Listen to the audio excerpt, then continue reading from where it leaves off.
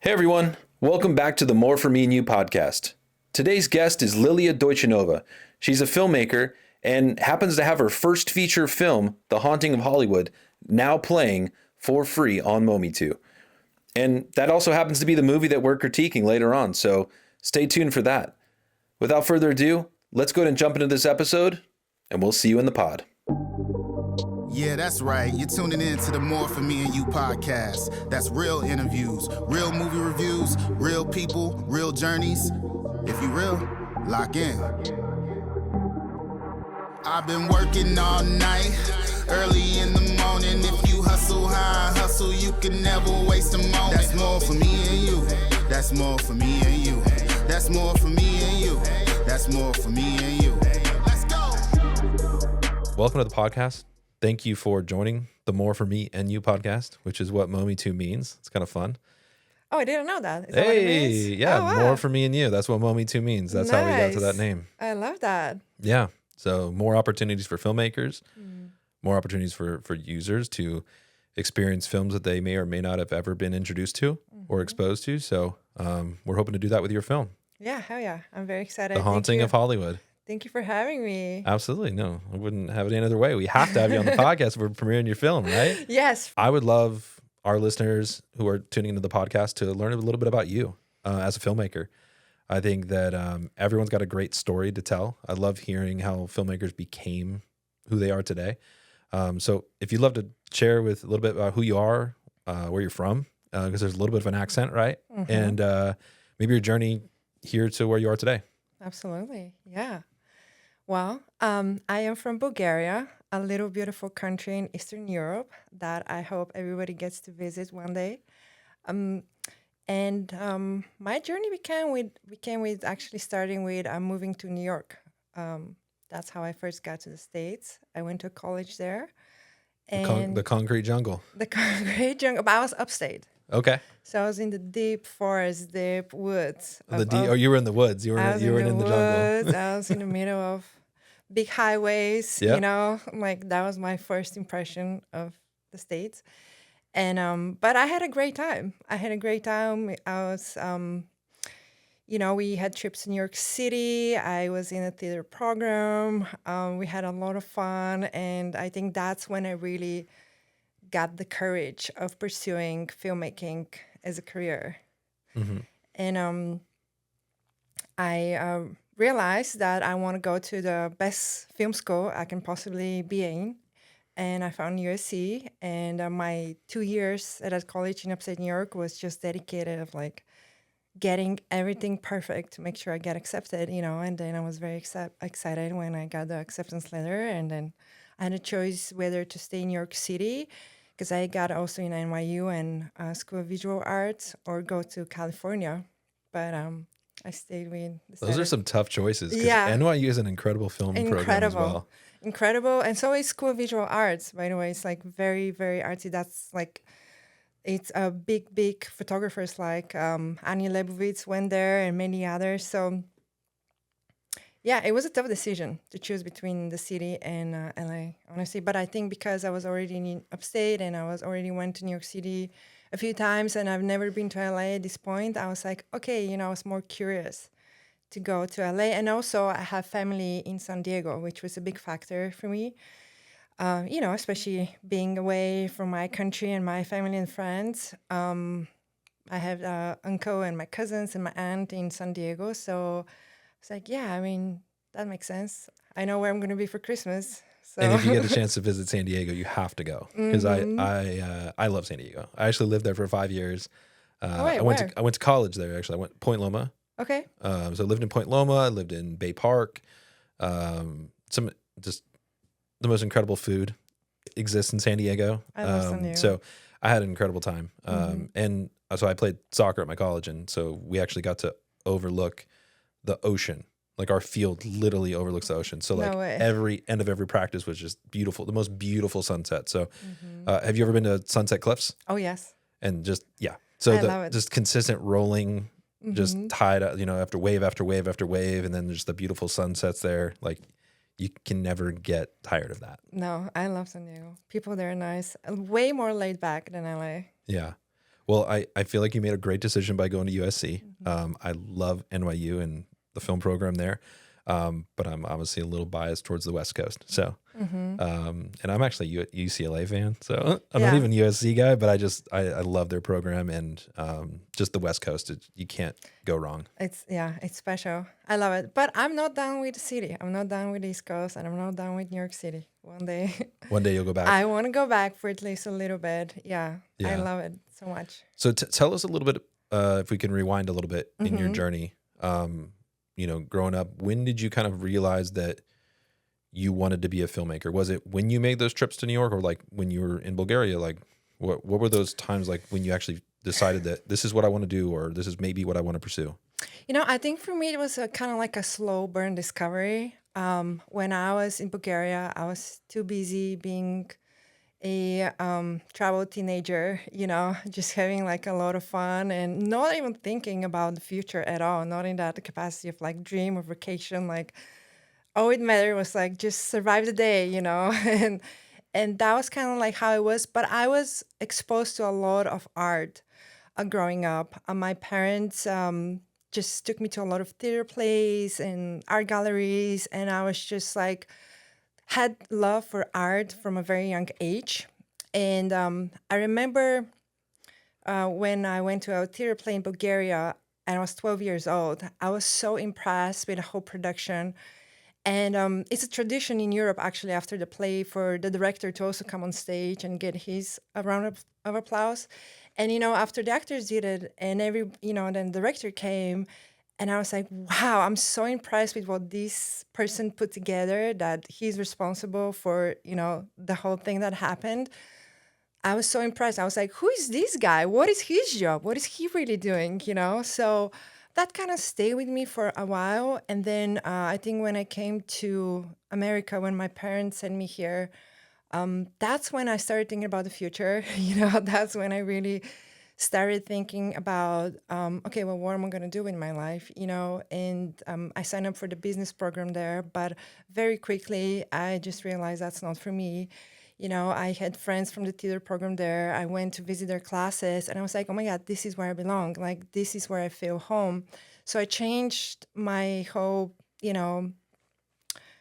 program and like career focus, and sign up for all filmmaking classes. They didn't have a film program at the school, so I had to make up my own, and just sign up for multimedia and photography and, theater and just like everything that I thought might be related. And that's when I started discovering the French New Wave, Breathless.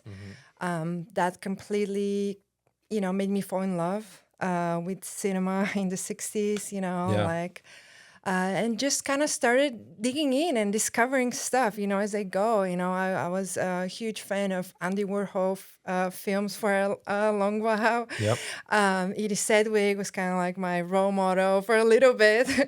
And then Martin Scorsese, obviously Taxi Driver, and, Truffaut and, 400 Blows, and just started discovering more and more. And then once I got to USC, I remember we had, at USC, we had like an amazing cinema library there.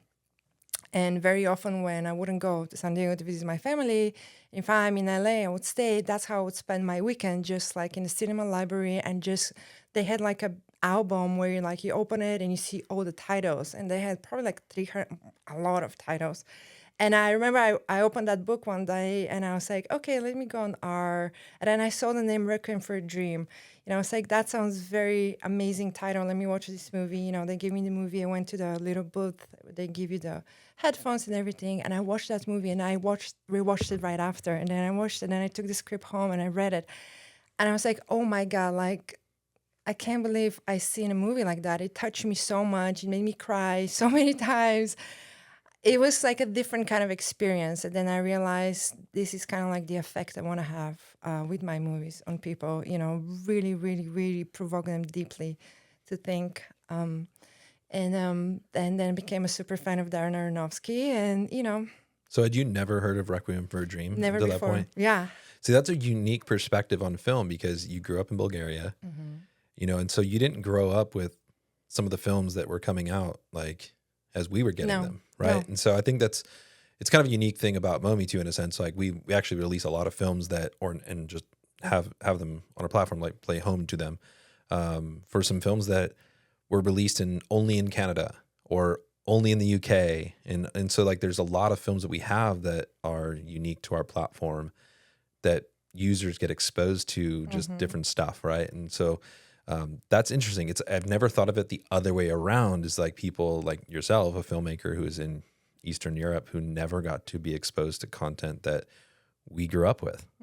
That's so cool. I mean, there's American cinema movies that are like popular everywhere, right? sure. But like the small indie movies Yeah. made here, you wouldn't really know much about them outside. Absolutely. I mean, Here, if they yeah. never got distributed, Yeah. worldwide, if they only got like a North American release, or you just didn't have the streaming service, or Yeah. the local video store didn't, have a copy of it, right? And so that's really interesting. Yeah. That's so cool. What other films like inspired you? I mean, you talked a lot about a lot of directors, but what other films inspired you as your kind of artistic view as a director? Definitely David Lynch, Okay. big time. Mulholland Drive. Also, Mulholland Drive is a big inspiration for my movie, The Haunting of Hollywood. Yeah. I love Twin Peaks. I love Blue Velvet. Just like his vision is amazing, unique. And I love how he just it truly feels like you're in a moving painting. When you are watching his movies. Sometimes they don't make sense, Yeah. but they're open to different interpretation, and I love that. Very cool. As kind of a question, I had another question that you already answered, so I can't ask that. But one thing I would love to know, just you as a person, what was your experience like when you moved, like when you came to USC, like, and you were living in California, starting kind of like you're really getting deeper into as a filmmaker, like, but what was your experience like being here at USC, or being just living in California? Did you love living here? I mean, obviously you're still here, but To be honest, I actually hated it when I first got to LA. Yeah. I thought, I was kind of having this fantasy in my head, once I get to LA, I'm going to be okay. But I wasn't. I realized my upstate New York was kind of like the preparation of the real life. Because you see LA is a huge city, right? Like I came from a small community, to a vast, vast city and a big school, amazing school, but huge. There's just so much and it's diversity. right in the heart of LA. Right in the heart of very LA. busy. Very busy, very rich school, a lot of rich kids there. And I really felt like a lot out of place. So yeah, I felt like a very, very grateful and happy to have this opportunity. This was like a dream school. And, it took a lot for my family to, support me to be there.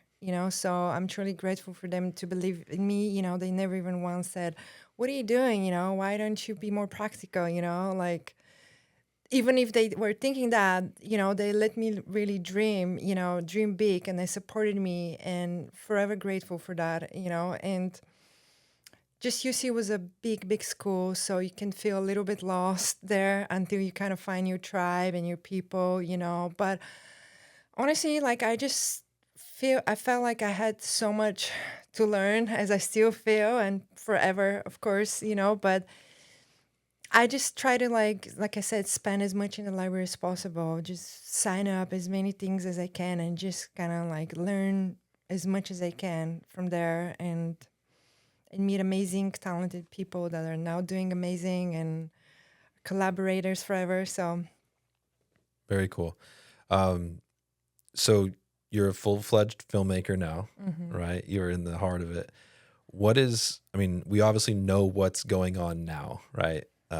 We're in the middle of your film release on Mometu. What's kind of coming up in the future for you? Like what is the next thing after this film that you'd love to do? I would love to do my second feature. Okay. I definitely would love that. I'm working on a script, finishing my draft for it. So now next time I want to do it better and bigger, with having all this experience and getting to know all these amazing people I worked with, and I want to do it again, but this time, just better. And Do you already have like an idea for that script, or? I have an idea. I'm polishing the script. I'm Mm-hmm. polishing the script, so I definitely have an idea. But I do have other, projects. Actually, while I was working on The Haunting of Hollywood, I finished a pilot and like a season Bible for a limited series, actually completely based on the real story of Pagan Twiso, who was actually at the core of the inspiration of for The Haunting of Hollywood. But I kind of, I was working on The Haunting of Hollywood. I did my thorough research on Peg and her life, and kind of read all the stuff that she was involved in, and super inspired because she was right at the times of the beginning of the golden age of Hollywood, the beginning of the big five studios there. She was part of a very exciting time and the beginning of really the movie industry, and I'm very passionate about that and just truly touched by her story. So I have that. I would love to make it eventually. But yeah, finishing my script that I would love to go in production. And do you want to stay in like the same kind of world of The Haunting Hollywood, like the tone of it, or are you looking to branch out into different genres? I want to branch. I want to do it all. To be honest, it's like I'm definitely more on the darker side, kind of story. But hey, I want to do even a dark comedy one day, Like I definitely want to just try it all, and whatever feels natural for the story, Like I don't think I want to be guided by what genre I want to do. I just kind of want to go by the character, and follow their story, and then we see what genre it is. Awesome. Well, I'm looking forward to seeing that. I mean, if it's anything as even close to how incredible The Haunting of Hollywood is, I'm looking forward to that. So thank you. Thanks for sharing that. Is there any last bits that you just love for people to know about you as a filmmaker or just as a person that you just love to share? Oh my God. Yeah. I mean, a lot, of course. I don't know if you can squeeze your life story, but,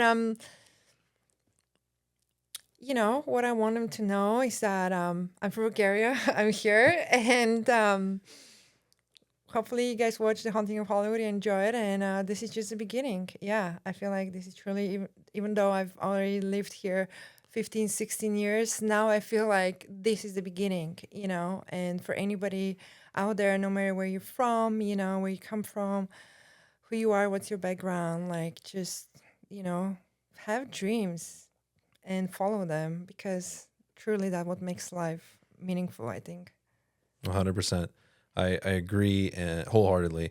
And I think to add on to that, even just stay consistent and continue with your journey. I think so many people they kind of get stopped when something gets really hard or difficult or things are not working out their way. And there's so many artists and so many people that I get to talk to, filmmakers, musicians, and everyone has these things that just the one thing was the consistency of being who they are. Yeah. And eventually when they got their break and they got their opportunity, it was just natural because it was just like they've been doing it for however many years. Sometimes it happens quick. Yeah. Sometimes you just got to wait your turn. And yeah, I'm so glad that you were to make your first feature, and I'm looking forward to your second. So thank you. I appreciate that. Absolutely. Being a small business is very difficult, and that's why each episode we want to take a moment to shout out a different small business. And they have no idea that we're doing this. This week we've chosen Royal Films, a videography company that specializes in weddings, birthdays, quinceañeras, and they actually shot our launch party for Mometu. So the next time you need a video made for your next event, go ahead and check out royalfilms.com. With that, we'll see you in the pod. Lilia Doytchinova, would you like to play a little game called This or That? Let's do it. Awesome.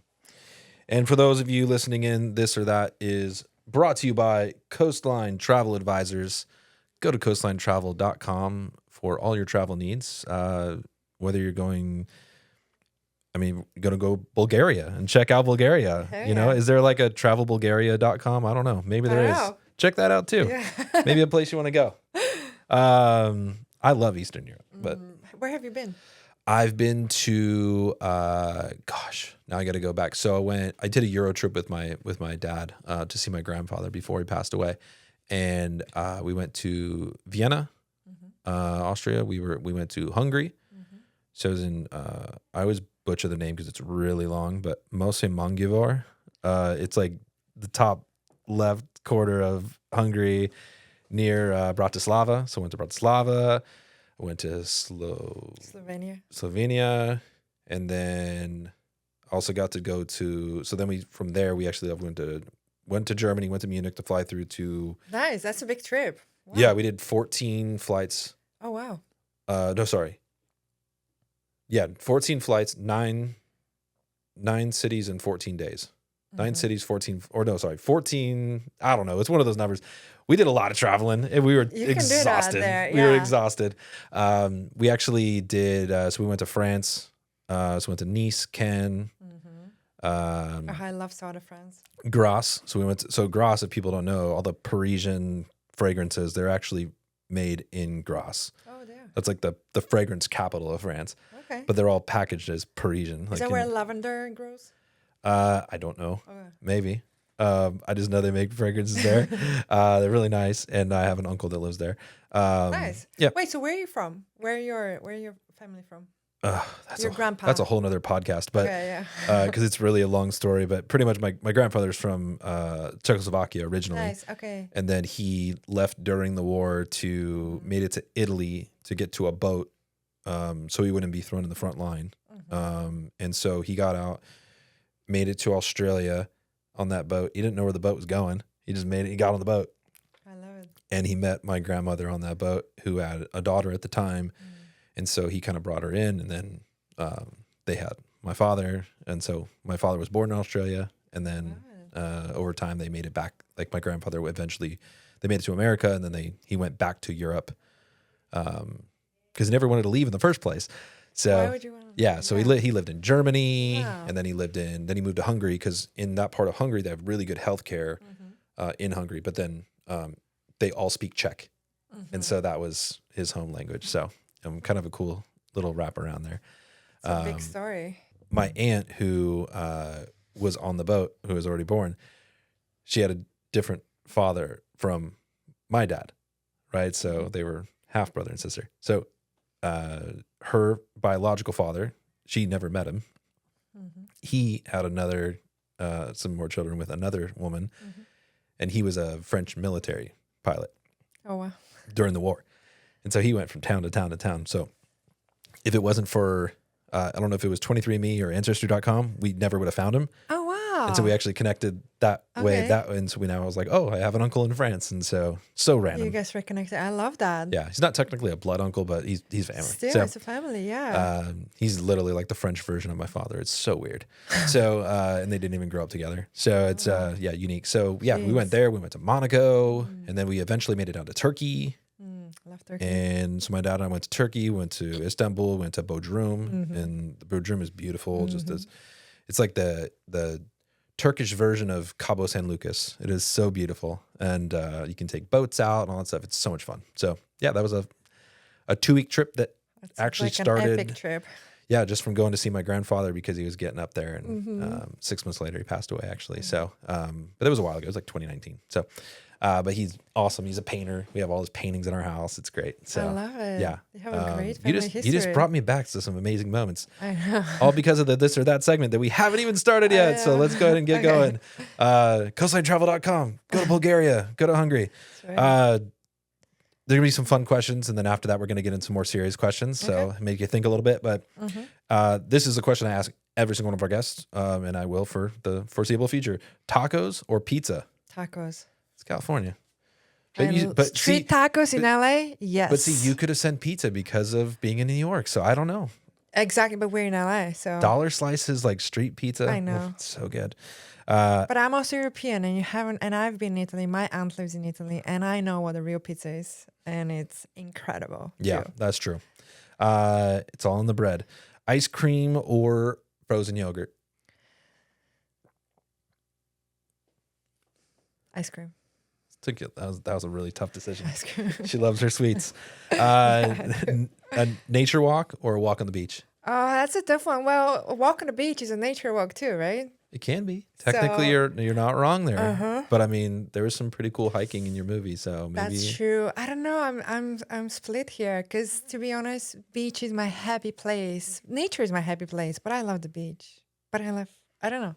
I mean, a 5 a.m. walk near the Hollywood sign I when it's really know. cold. I don't know. I think warm beach for me warm too. beach. Yeah. Do you rather give a gift or receive a gift? Oh, that's a good one. I love to give gifts. Giving gifts But is so much fun. yeah, but the receiving Because is fun too. It's you hard. kind of It's- receive a gift by the smile. or the Yeah, reaction, right. you know. Yeah. Or sometimes maybe receiving gifts better if the person doesn't like what you gave them. So never have to sleep or never have to eat. Never have to eat. Yeah. I like sleeping. It's gonna be tough though. It's gonna be tough. But I'm going to sleep when I'm dead, so I'm going to Yeah. choose food. See the future or change the past? Oof. Stay in the moment. Because that's a superpower too. Oh, And that's we're a tough going one. with C. We're not going to A or B. We're going Okay. to C. We're going to change, just stay. Not going anywhere. Win the lottery or land your dream job. Say that again. So win the lottery, right? Yeah. Unlimited amount of money practically, or land your dream job. Win the lottery. Because then I can do my dream job. That's a cop out. Never be able to speak again or never be able to hear again. Oh. Never to speak again. Okay. Stay silent. And see, I love music. I probably say Yeah. the same thing. And my wife probably hates hearing my voice all the time anyway, so she's Here we have it. be quiet. Control the weather or communicate with animals. Communicate with animals. That'd be so much fun. Dr. Doolittle.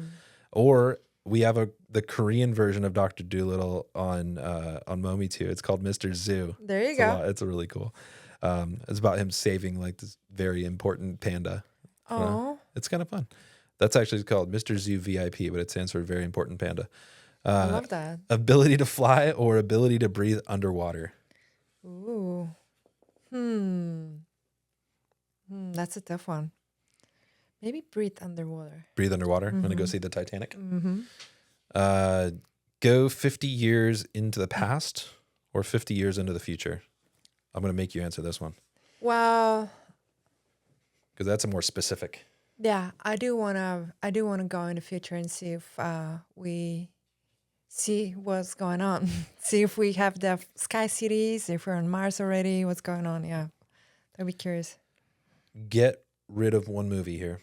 You have to get rid of one. Okay. Hopefully you've seen them both. We'll see. Halloween or The Shining. Oh, that's a tough one. I know. It's really tough. That's why I asked it. Well, Our producer's saying it's easy. I'll let him answer too in a second, or I'll tell everyone his I'm answer. really torn here because Stanley Kubrick. You can't cancel Stanley Kubrick. Come on, or Jack Nicholson. It's like, But John Carpenter's but first John film, Carpenter like and his first Halloween was actually pretty good. his first banger. Oh my god! Oh, that's so tough. It is. The Shining. Getting rid of The Shining. See, I'd get rid of The Shining too. It was an easy answer. Come on. Yeah, see, Craig's on it too. Have the power to heal physical ailments or have the power to heal psychological ones. Oof. Well, as artists, I think like artists do have a little bit of power of healing psychological pain. So then I'll go with the physical. Beautiful. And obviously I had to ask that question because of all the psychological stuff going on in the Haunting of Hollywood. Make a film with Lily Wachowski or Mary Herron.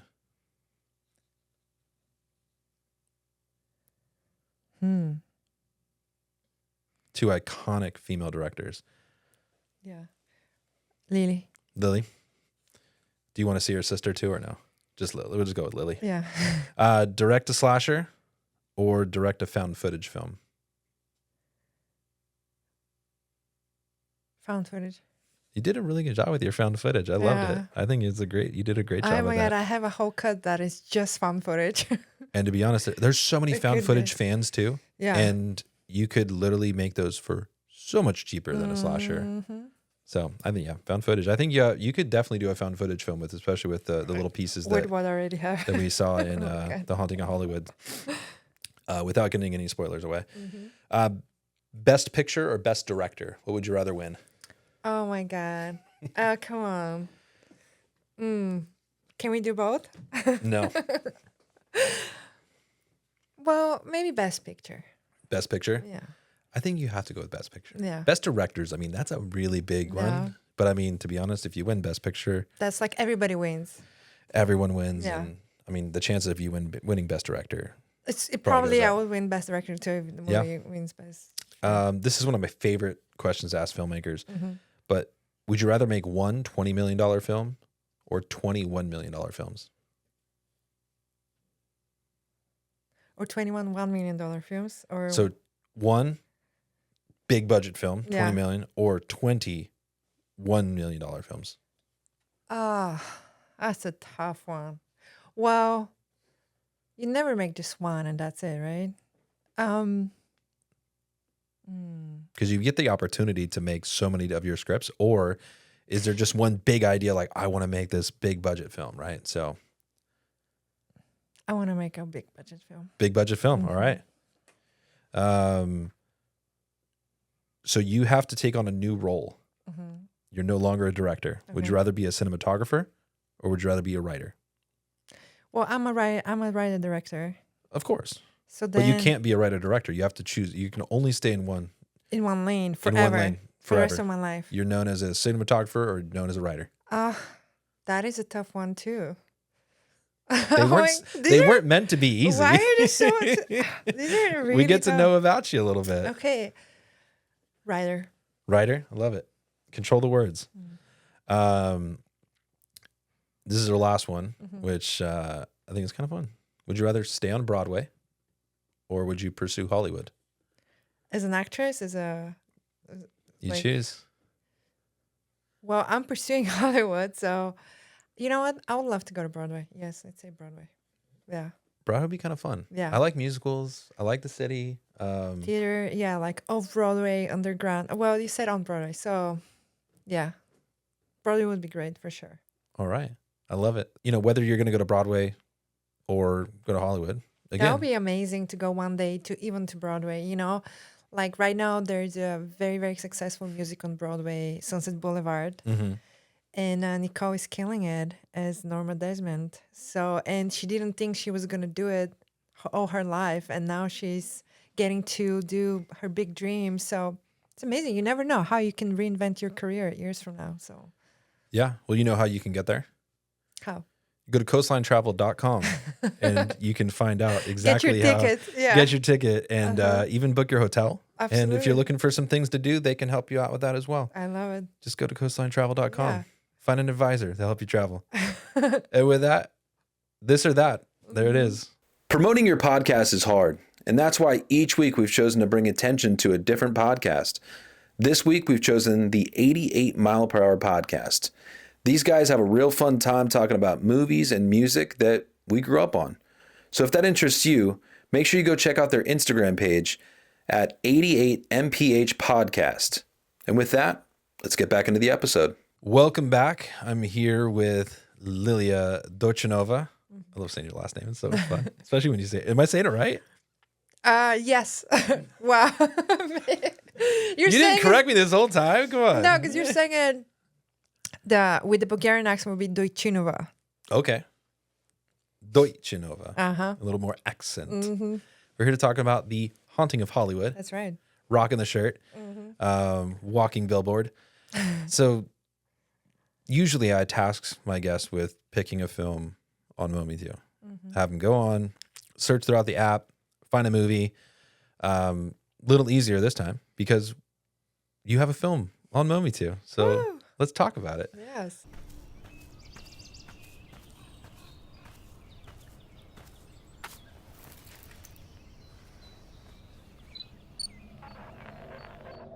Safe here. I knew it. We're not lost here. You hear that, Skylar? We're safe here. I knew it. We're not lost here. You know, this is our big shot. Oh my God, God, just imagine that. You and I in Hollywood. Okay, I'm ready for my close-up. I wonder who these people are. They're just like us. Dreamers.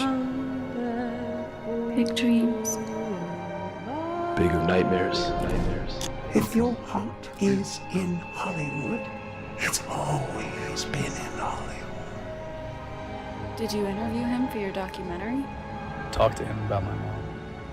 I just need to see her again. If her spirit was anywhere, I'd be here. She chases this Hollywood dream just as much as we do.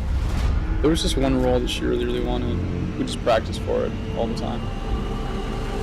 Don't listen to the voices inside your head. It's not real. Please come with me. You could be a director one day. The Haunting of Hollywood, 2024 film. How did it end up on Mometu? Can we talk about that first?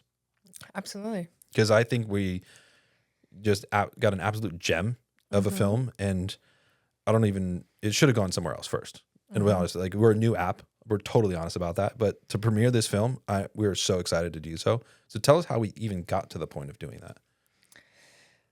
The long story or the short story? We'll go short story, Yeah. so we can keep And then things. you can ask me questions. Keep things fun. Yeah. Too. Yeah. Okay. Wow. I saw one of those amazing popcorn baskets that we were just talking about at the American Film Convention. Mm-hmm. And I was there at the event, and I actually was already gone. I came late when your presentation was already done, I think. So when I arrived there, other filmmakers were telling me about Mometu. And I was like, okay, they're saying, it's a new platform, but big fans of indie filmmakers and really want to support indie filmmakers. So I should definitely check it out. And I was actually coming out of a little bit of a dark times for me, because we were supposed to have a huge release on Amazon for Halloween. That actually didn't happen. One of those Hollywood, trials and errors kind of journeys that you have as a filmmaker, especially independent and young filmmaker. Anyways, so I discovered you. I heard about you, and I was like, well, I have to talk to Brian then. And we talked and connected, and then we came up with a game plan, and here we are. Yeah. They fumbled the ball. Yeah. And we're so happy to pick it up. Like, so happy. Really happy to help you find a distributor that has a really beautiful plan. So very stoked. Shout Very out to Studio Dome Yes. and Chuckhead Barrington for picking up the film. Absolutely. And letting us release it first. So thank you for doing that. And then I know there's other plans for down the future or down the line in the future. So really happy to just at least get it out to the public and share it with people. Some people are going to maybe see some reviews and podcasts from the past. So it's great that you mentioned the past already about why they were up there in October. And then, now we're releasing the film or have just released it in February. So Yeah. Yeah. Sorry, go ahead. Yeah, February is going to be the official streaming release. We had a very limited release in Brooklyn around Halloween, but this is going to be the major wide release in North America now. And people listening to this, like, obviously are going to listen to this podcast episode later than when we're talking now. But so it actually comes out this Friday. Yeah, so we're February super excited. 7th. Yeah. Yeah. We're just really happy to have this film. I'm so happy you guys thank took you for us blessing in. us. Yeah, very, very grateful to you and the mission that you have of supporting independent filmmakers. I think it's amazing. And Thank you. And thank you for doing that. And Absolutely. I know the film community appreciates that. And thank you for introducing me to Shoutout as well, who is also, he's been great. Yeah, no, it's our pleasure.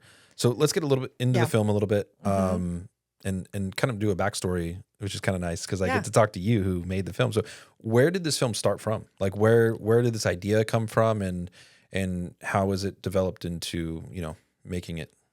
Oh my God, this movie has developed so much with time. It took about 6 years to make it from idea to today.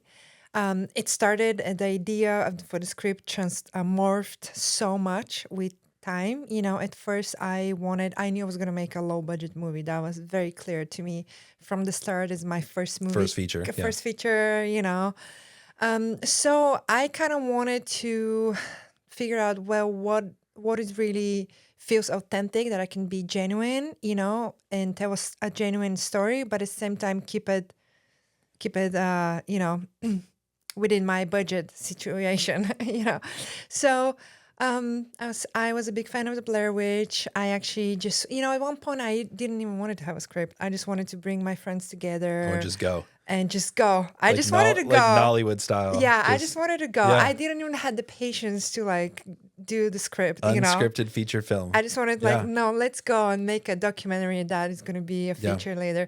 And then I had a very wise friend who told me, do not do that to yourself. Make sure you have at least an outline or something. Yeah. But you do need to have a structure. And I was like, of course I do have to have a structure. Coming out of UC, I know better, So I was like, okay, I was just so excited to go and do a feature, So I took it back and, I wrote a script that it was, very quick and easy about friends coming to Hollywood. And I just wanted to really portray and tell a genuine story of something that was happening to me at the time, which was just, a young artist in Hollywood trying to figure it out, so all the anxieties or like depression or fears, everything that you go through, I felt like horror is the perfect genre to convey those feelings and emotions, and that's kind of how the story was born. I did my research on the Hollywood sign. I found the tragic story of Peggy Twiso, which as I got to learn more about her, I got more and more fascinated. So I included that part of her story in my movie. And for those of listening that don't know about Peg's story, she obviously jumped off the Hollywood sign. So in 1932, she was a Broadway star that tried to find her big success in Hollywood, and she wasn't patient enough. Which is where the question for this or that came from, right? Stay in Broadway. Yeah, go to Hollywood. right. There you go. There you go. Connecting it, nice. Connecting the dots. And and then just kind of evolve, I did a promo shoot to crowdfund a little, before I started shooting, and then I found actors, but then I kind of changed it. So honestly, the story has been morphing up until production, and as I got in post-production, morphed a little more because I honestly didn't go in with a concrete storyline. It was more like a bunch of emotions and feelings. There was a big concept, and it kind of morphed, and I allowed everything to kind of shape it, which I'll never do that again in my life.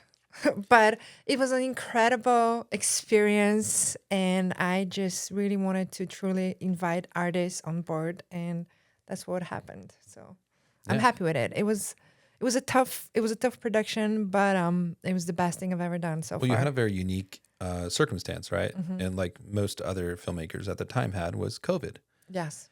And I think you made some really good choices in the sense of, and maybe people won't piece it together, but it's very expensive to shut a street down and to not have foot traffic and to not have cars and to not have people Only there. Quentin Tarantino can do that for Once Upon a Time in Hollywood. There you go, right? So the fact that you use that into your favor as a filmmaker and making that choice to film during the pandemic when the street was empty, and you literally got to be in front of some places that had no people in them when they're typically very busy spots on Sunset Boulevard and right in the heart of Hollywood. So the fact that you were able to do that, very smart choice.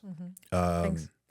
And it also gave a little bit of this loneliness, which kind of played in with the theme of obviously the main character and also his mom, right? So really smart choices. So great job with that. And I think just utilizing COVID to your advantage at that point is such a smart choice. Absolutely. Especially as a filmmaker, as an indie filmmaker, you're pushed to think that way, of how you turn everything to your advantage and try and not look at it that it was a mistake, but make it, it was part of the plan. So it worked out for us. Yeah. I mean, honestly, that would have cost probably too much. Yeah. Well, you would have spent more than you did on your entire film just shutting down the street. Yeah. And probably more than that in just permits alone. So, oh my God. You probably didn't even have to get a permit to just shoot there because no one was watching you. Just did your thing. No comment. No comment. I got my permit, I promise. But yeah, I mean, I've again talked to other filmmakers that have been able take that and use it to their advantage in that sense, right? One of the other things that, I mean, there's a spot where obviously they're hiking up to the Hollywood sign. Yeah. That had to have been pretty scary at the time, because especially with the time of day that you guys shot, I would have been a little scared, to be honest, like being up in an area where there could have been other people or even animals or whatever, like around the corner. So how was that shooting in like the 5 a.m. or like super late at night? I mean, before I even get to that, I have to tell you that we also shot in Arrowhead in the middle of the night when it was like all the found footage and snow. So when we arrived there, the ground was covered with snow, so it was freezing. Oh wow! And we're in Arrowhead, right, deep woods, and we actually, when we're going to shoot, we couldn't find our location that I initially scouted with the cinematographer. So we felt lost at one point. So we had to kind of choose something that was similar to what we found before and just, make the most of it and make it work. And we did. So that was scary. That was scary. Knowing that it was in Lake Arrowhead, there's even there's not just mountain lions, there's bears there. There's bears. There's just like there's a lot going on. There's like a whole dimension, different world going on there. It was great though. I mean, we had a lot of fun. It was scary. It was cold. It was very cold. But I had real troopers with me. We got it done, and it was amazing. We even got our camera frozen at one point. So then we had to shoot with an iPhone. I mean, we honestly, it's like we had so much adventures and like just so many hiccups happening on this movie. It was insane. We started with a snowstorm. And my goodness. It's interesting how this movie, just takes me through all the big disaster, But I mean, pandemic, that's now indie the shooting, fires. right? That's indie shooting. Like you're there, you got there, you have that day. You gotta shoot there, gotta make the most shoot of it. And that's tough to make it look like the Hollywood like hills. Yeah. As you're underneath hiking the sign, yeah. Well, as you're hiking in Lake Arrowhead, and there's snow. Like there's no snow in Hollywood, so like I know. So to be able to get that out is really, you did a really great job of that. Yeah, but that was like the psychedelic segment, where it's like you don't know what's real, what's not. Yeah. Not to give too much spoilers, but then the Hollywood sign was. Yeah, I mean, I remember it was like 4 or 5 a.m. in the morning because I live very close in central Hollywood. So we got the whole crew and cast together in my place. We use my place, the base camp. Makeup ready, everybody ready, and then I bring with me, 20, 25 people. And we're hiking on to the Hollywood sign at 5 a.m. in the morning. And I remember I'm looking at all these people. I'm like, oh my God, like I'm bringing all these people with me at the Hollywood sign right now. It's 5 a.m. Like, what is going on with me? How crazy are you, Lilia? But when we got there, we made it happen, We had a great day, we had some of our PAs were kind of like on alert, because what's going on. But we, and nobody bothered us. It was great. We actually shot there on the day when there are locals who vandalized the sign just like hours later as we were leaving. Wow. So there were helicopters. Yeah, yeah, exactly. It's like every time with this movie, it's like the timing is exactly when they could have arrested you guys thinking that you were the ones doing all the vandalism. Yeah, no, it's crazy. And then we went to shoot with the skaters down at the quarter pipe. So it was it was that was a nice day. touch, actually. It was really nice, and how you guys even put the cameras, like the GoPros or onto the skateboards. Yeah, there's some really cool visuals there.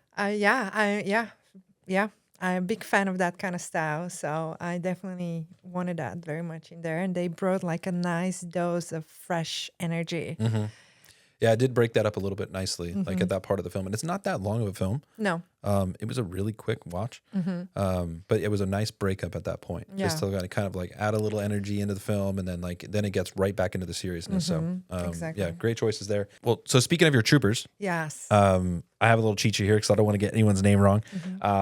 But so you have your main character, William Mann. William Mann, shout out, William Mann. Shout out to the man. Amazing. Two actor. ends. The man to two ends, James. Exactly. Was played James, the main character. Then you have his girlfriend, Stephanie Infante, who played Skylar. Yes. And then David. Lammy Freebie. There we go. Who played Casey. And then who played Tiffany Downey, who played the mother, Olivia. Yeah, the queen of Hollywood screen. She did an incredible job. Loved her character. I loved all of their characters. All to of be honest. them. Like, They're also amazing. So happy. how was you it know, with shooting with? I mean, just these main four. There's obviously other guys. Yeah. I know my favorite character in the movie, but I'm not going to say. Which one is your I'm favorite? not going to say yet. I just want to. Is it Joseph Lopez? The mystery man? Yeah. I love the mystery He's man. the crowd's He's so good. favorite, man. Honestly, every time he's the Yeah. crowd's favorite. He Yeah. just did such a good job Yeah. and playing this kind of kooky. And I think like all the He loved close-ups it. with everything was Oh, so yeah. good. And then It was a lot of fun. Yeah. Yeah. I was blown away by his self-tape. When he sent me his self-tape, I was like, oh my God, I have to call him immediately and book Perfect. him. perfect for the 'Cause, role. yeah, so good. But they all did a great job, respectively. They all did amazing job. I just have to give them big shouts out to all of them. From William Mann, who's been with me from the very beginning. He was with me from the promo. Oh, wow. So he Okay. goes way back from the very beginning of those 6 years journey. He was there with me as in the promo. At first, kind of like the story was more targeted towards the girlfriend. But then after promo and test shoots, the story changed where he That's was as you were kind of telling it, kind of more the film morphed a little bit. morphed, yeah, and then he became, the center character. But he's been incredible. He's not only so talented, but just like an incredible human being. Very giving, very generous. Same for Lami and Stephanie, who've been amazing. So much fun. They have a great chemistry together. I really took my time with doing the casting. And I had to find the right people. So I'm so happy I found Lami and Steffi. It was just so amazing. Bring them with, Arrowhead and never complained. Even though it was freezing, they did everything to their best and they did a phenomenal job. I'm just so happy with all of them and they're all so talented and I know they're going places.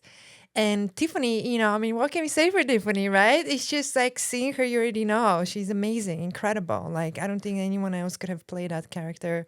She nailed it. She is the villain of Hollywood and brings that, spirit there of the dark side. And I love it. She killed it, Yeah.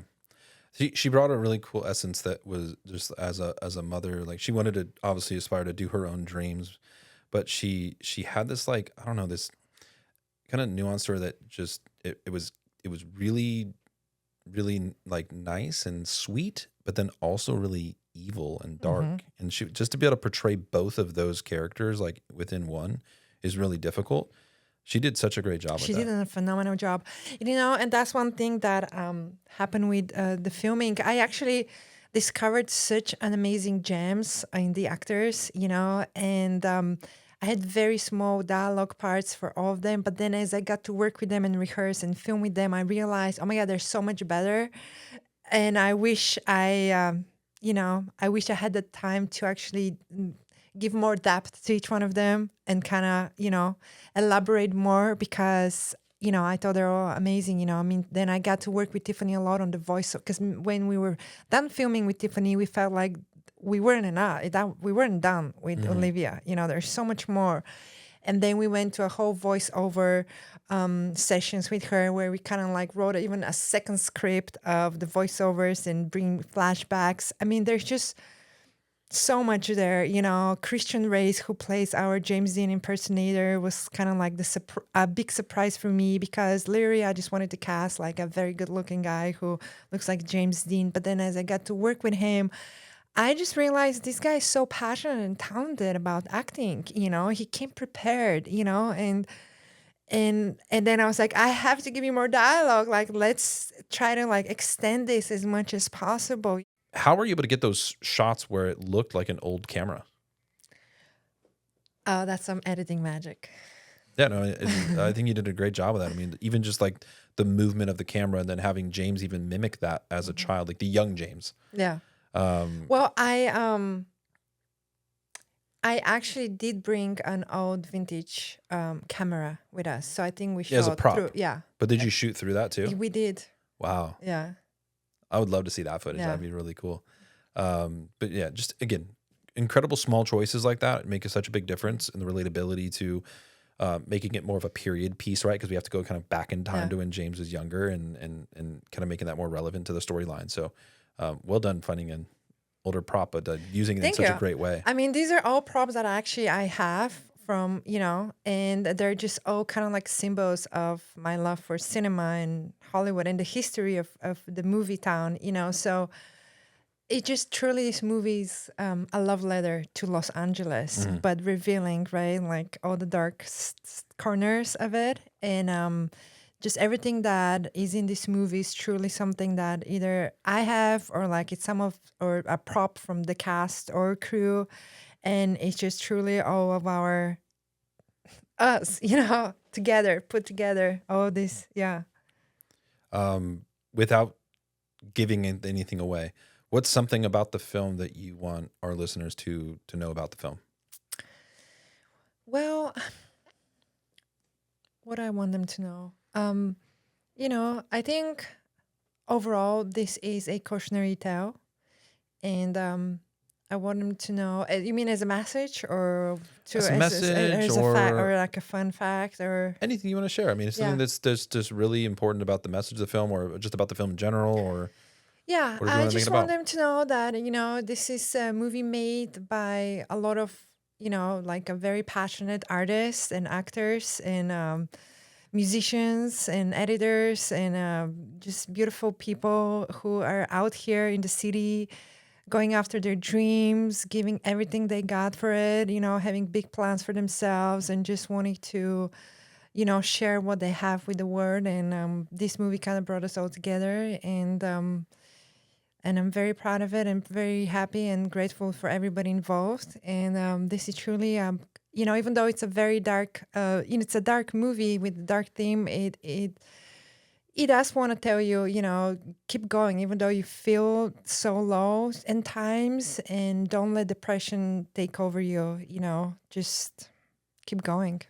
Yeah, I mean, it can definitely be very dark as an actor, trying to find your way. Yeah. And it definitely tells a really great story, and telling it over multiple decades, which I love. So really well done. Thank you. If you're obviously looking to watch The Haunting of Hollywood, go to Mometu, download the Mometu app, and check it out. But Lilia, thank you so much for coming on to share a little bit about who you are, your journey as a filmmaker, even your journey as a traveler, traveling across the globe to be where you are today, and obviously sharing your film with the world. Thank you for sharing your passion, your artistic view, and just sharing 6 years in the making of The Haunting of Hollywood with the world as well. Yeah, thank you so much. Thank you for having me here. Absolutely. Thanks for spending your time with us today on the More For Me and You podcast. If you've made it to the end, we appreciate you. Now, go do us a quick favor. Please like, comment, and share this episode. And before you go, don't forget to subscribe so you never miss an episode with the incredible guests we have coming up. You can also follow us at Mometu Podcast on Instagram and on TikTok. Oh, and for your next movie night, check out the Mometu app. It's free and packed with amazing movies and shows you've probably never seen. Until next time, take care, stay safe, and we'll see you in the pod.